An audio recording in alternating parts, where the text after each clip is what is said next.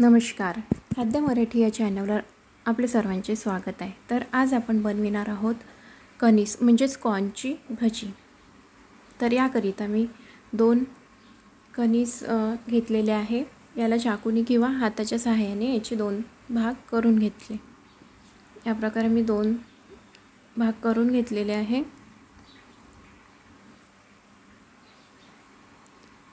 यानंतर याला आपण चाकूच्या सहाय्याने याचे पूर्ण दाणे काढून घेऊया। अशा प्रकारे मी पूर्ण दाणे काढून घेते।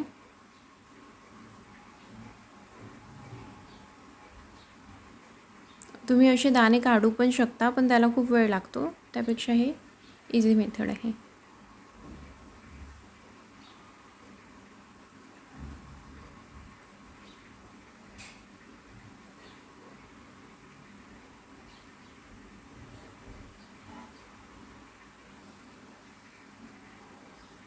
बघू शकता अशा प्रकारे मी पूर्ण दाणे काढून घेतलेले आहे।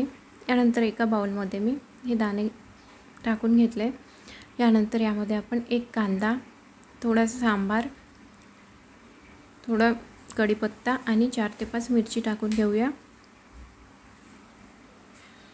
मिरची गरजेनुसार कमी जास्त करू शकता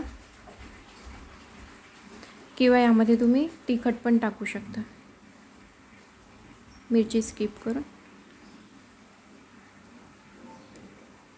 यानंतर यामध्ये अर्धा चम्मच हळद, 1 चम्मच तिखट, अर्धा चम्मच धनिया पावडर आणि थोडा ओवा, थोडी सोप आणि थोडं जिरं टाकून घेऊया। यानंतर 2 चम्मच आपण तांदळाचे पीठ टाकून घ्यायचे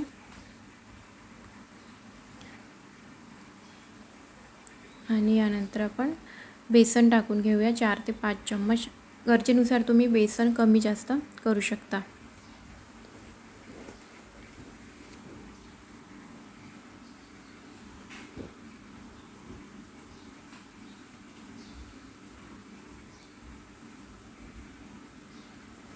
आणि याला छान आपण मिक्स करून घेऊया। यानंतर यामध्ये गरजेनुसार मीठ टाकून घ्यायचे।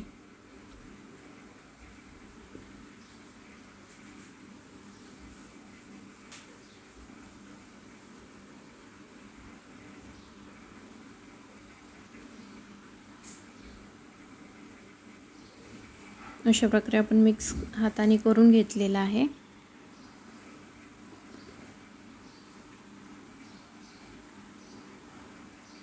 गरम तेलामध्ये आपण हे आता तळून घेऊया।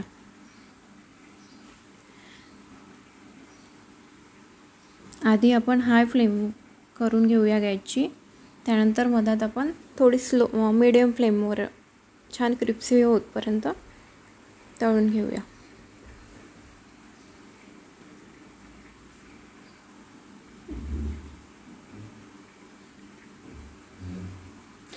मध्ये मध्ये याला पलटत राहायचं।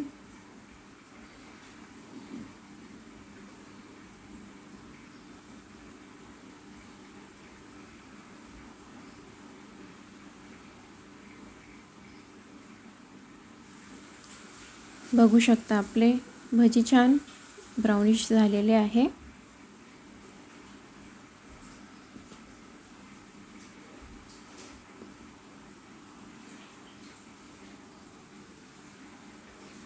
या ठिकाणी आपण याला आता काढून घेऊया। एकदम क्रिस्पी असे भजी झालेले आहेत। हे कणीस आपल्याला पावसाळ्यामध्ये जास्त बघायला मिळतात। एकदम ताज्या कणसाचे खूप छान होतात भजे। एकदा तुम्ही करून बघा।